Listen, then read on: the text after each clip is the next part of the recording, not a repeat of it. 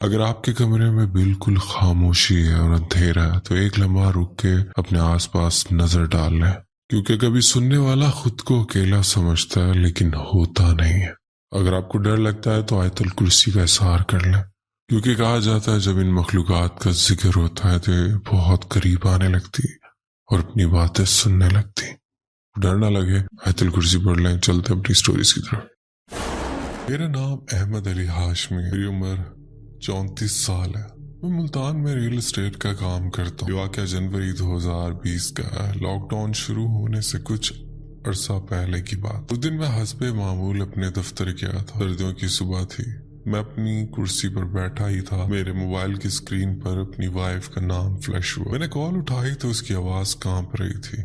احمد، ابو کی طبیعت بہت خراب ہے، ڈاکٹر کہہ رہے ہیں کہ حالات ٹھیک نہیں۔ اس کی آواز میں وہ گھبراہٹ تھی جو انسان صرف اس وقت سنتا ہے جب معاملہ واقعی سنجیدہ۔ میں نے خود کو مضبوط رکھتے ہوئے کہا، تم پریشان نہ ہو، میں ہوں نا۔ لیکن وہ رونے لگی۔ اس نے کہا، ہمیں آج ہی کراچی جانا ہوگا، میں ابو کو دیکھنا چاہتی ہوں۔ لمحہ ایسا تھا کہ عقل اور جذبات دونوں لڑ رہے۔ اچانک 1000 کلومیٹر کا سفر، دو چھوٹے بچے، دھند کا موسم، لیکن میں نے فیصلہ کر لیا۔ میں گھر پہنچا، عائشہ کی آنکھیں رو رو کر سرخ تھیں۔ بچے کچھ سمجھ نہیں رہے تھے، مگر ماحول کی گھبراہٹ انہیں بھی محسوس ہو رہی۔ ہم نے ٹرین چیک کی، فل، بس چیک کی، فل۔ آخرکار فیصلہ ہوا کہ اپنی گاڑی پر ہی جائیں گے۔ میں نے کہا صبح نکلتے۔ عائشہ نے فوراً جواب دیا، نہیں احمد، ہمیں ابھی نکلنا ہوگا، مجھے ڈر لگ رہا کہ کہیں دیر نہ ہو جائے۔ وہ جملہ میرے دل میں بیٹھ گیا، کہیں دیر نہ ہو جائے۔ میں نے گاڑی نکالی، رات ہو چکی تھی، تمام موٹر ویز بند تھیں کیونکہ دھند غیر معمولی تھی۔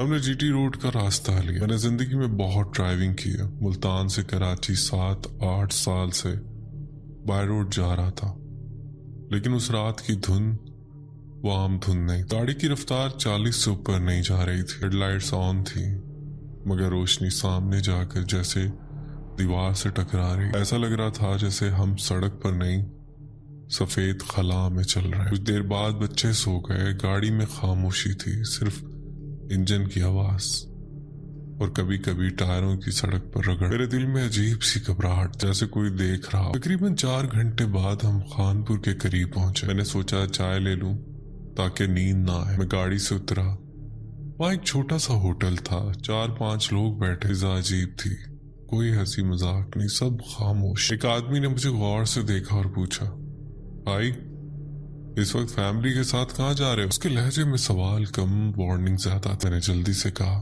میں یہیں کا رہنے والا ہوں۔ وہ فوراً بولا، سر آگے مت جائیں، کچھ دیر پہلے پولیس نے ڈاکوؤں کا انکاؤنٹر کیا۔ میرے جسم میں سنسنی دوڑ گئی۔ میں چائے لے کر فوراً واپس آیا۔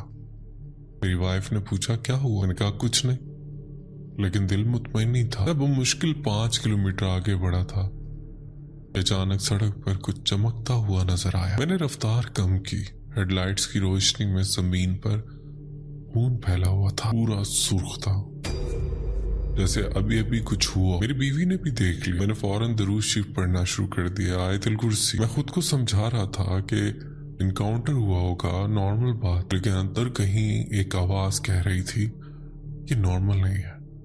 اور پھر اچانک کسی نے جیسے اوپر سے بالٹی انڈیلی ہو، پورے زور سے خون ونڈ اسکرین پر آ گرا۔ بھائی وہ آواز آج بھی میرے کانوں میں۔ عائشہ یعنی میری وائف چیخی، بچے جاگ گئے۔ میں کچھ لمحوں کے لیے مکمل اندھا ہو گیا، سامنے کچھ نظر نہیں آ رہا تھا۔ میں نے فوراً گاڑی سائڈ پہ روکی، دل کی دھڑکنیں اتنی تیز ہو گئی کہ لگ رہا تھا سینہ پھٹ جائے گا۔ میں نے عائشہ سے کہا کپڑا دو، شاید کوئی پرندہ ٹکرا گیا ہو، لیکن مجھے معلوم تھا یہ پرندہ نہیں تھا۔ گاڑی سے اترا، ٹانگیں کانپ رہی تھی، بوتل کا پانی لیا، شیشہ دھویا، ہاتھ کپ کپا رہے تھے، خون گاڑا تھا، عام مٹی جیسا نہیں۔ میں نے خود کو مضبوط کیا، شیشہ صاف کیا، گاڑی دوبارہ سٹارٹ کی۔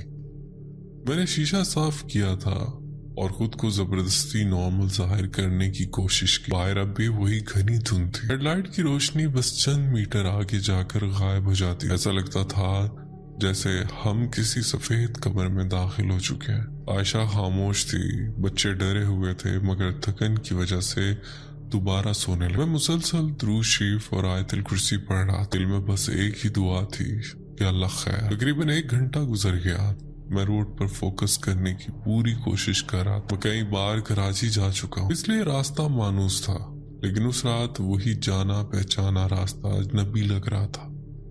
आयशा की आंख लग गई। गाड़ी के अंदर मुकम्मल खामोशी थी। मैंने एक लम्हे के लिए राइट साइड का शीशा चेक किया, बस रूटीन में जैसे ड्राइवर करते हैं, और वहीं मेरे जिस्म में जैसे करंट दौड़ गया। धुंध के अंदर बिल्कुल मेरी गाड़ी के साथ साथ कोई भाग रहा था। मैंने आंखें जोर से सुकेड़ कर देखने की कोशिश। ओ, आयशा के अब्बू थे। वही कदम, वही सफेद शलवार कमीज, वही चेहरा, लेकिन उनकी आंखों में वो शफकत नहीं थी जो मैं हमेशा देखी थी। वो मुझे देखकर मुस्कुरा रहे थे। नहीं, वो मुस्कुराहट नहीं थी, वो एक तंसी अजीब सी मुस्कुराहट थी, जैसे कोई मजाक उड़ा रहा। मेरी सांस रुक गई। मैंने फौरन सर झटका कि वह है। मैंने खुद को समझाया, दोबारा सामने फोकस किया, हिम्मत करके दोबारा राइट साइड देखा। वो अब भी वहीं थे, उसी रफ्तार से मेरी गाड़ी के साथ साथ धुंध में दौड़ते हुए। अदनान भाई उस वक्त गाड़ी की रफ्तार तकरीबन 45 किलोमीटर फी घंटा थी। वो इंसान उस रफ्तार में इतनी देर नहीं दौड़ सकता, वो भी धुंध में, बगैर सांस फूले। मेरा दिल इतनी तेजी से धड़कने लगा कि मुझे लगा मैं स्टीयरिंग पर बेहोश हो जाऊंगा। उस लम्हे आयशा के फोन की घंटी बजी। अचानक आवाज से वो जाग गई। उसने स्क्रीन देखी, भाई की कॉल थी। मैंने कहा उठाओ। उसने कॉल रिसीव की। चंद सेकंड खामोश रहे। वो जोर जोर से रोने लगे। बच्चे घबरा गए। मैंने पूछा क्या हुआ? वो बस यही कह सकी, अहमद अब्बू नहीं रहे। ये सुनकर मेरा दिमाग सुन हो गया। मैंने फौरन राइट साइड देखा।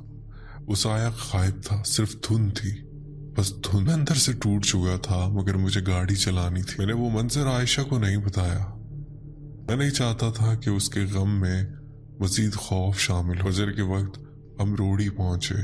वहां मैंने गाड़ी रोकी, वुजू किया, मस्जिद के बाहर खड़ा होकर चंद मिनट खुद को संभाला। मेरे हाथ अब भी हल्के हल्के कांप रहे थे। मैंने सोचा शायद ये सब जहनी दबाव था, थकन, धुन, खौफ। मैंने खुद को समझाया, अहमद तुम ओवर थिंकिंग कर रहे हो, लेकिन दिन मानने को तैयार नहीं। दोपहर तक हम कराची पहुंच गए। जनाजे का वक्त करीब था। जब मैंने आयशा के अब्बू की मैयत देखी, अदनान भाई, मेरी टांगों से जान निकल गई।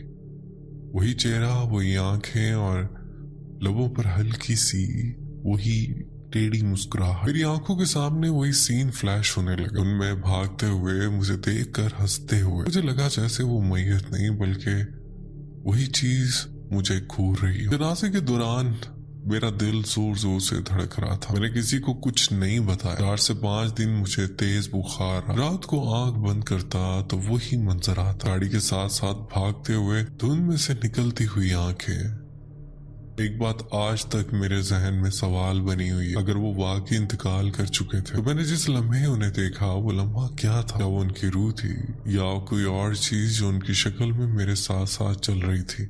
अदनान भाई, मैं आज भी उस रास्ते से गुजरता हूँ तो दिल में अजीब सा खौफ बैठ जाता। धुंध हो तो मैं गाड़ी साइड पर लगा देता। ये वाकया मैंने आज तक किसी को तफसील से नहीं बताया, क्योंकि मुझे डर था कि लोग इसे वहम समझेंगे। लेकिन मैं जानता हूँ मैंने जो देखा था वो वहम नहीं थी। मेरी स्टोरी थी। उम्मीद है आप अपने चैनल पर लाजमी शेयर करेंगे। बहुत शुक्रिया, आपने अपनी स्टोरी हमसे शेयर की। बढ़ते हैं एक और स्टोरी की तरफ। मेरा नाम खदीजा है। ये कहानी किसी फिल्म की नहीं, किसी ड्रामे की नहीं, ये मेरे अपने घर की कहानी है। वो घर जिसमें हमने ख्वाब समझकर खरीदा था, लेकिन जिसने हमें ऐसे ख्वाब दिखाए जो जागते हुए भी खत्म नहीं होते थे। हम एक किराए के घर में रहते थे। जिंदगी नॉर्मल थी। अब्बू की जॉब ठीक थी। एक दिन अब्बू को इंश्योरेंस कंपनी की रकम मिली। वो खुश थे। इन्होंने कहा अब अपना घर लेते हैं, किराए के झंझट से निकल जाएंगे। हम सब खुश थे। मामा और अब्बू ने कई घर देखे, ज्यादातर महंगे थे, कुछ टूटे फूटे, कुछ अजीब। फिर एक घर मिला, कीमत बजट में थी, साइज भी अच्छा था, सामने छोटी सी गली और पिछली तरफ खुली जगह। मामा को वो घर बहुत पसंद आया। उन्होंने कहा मुझे ये घर अच्छा लग रहा है। हमने ज्यादा सवाल नहीं किया, कागजात देखे, पेमेंट हुई और वो घर हमारा हो गया। शिफ्टिंग वाले दिन सब कुछ नॉर्मल था। हम बहनें अपने अपने कमरे सेट कर रहे, नई दीवारों की खुशबू, नया पेंट, नया माहौल। दोपहर का वक्त था, तकरीबन 5, 5:15 बज रहे थे। मम्मा ने नीचे से आवाज दी,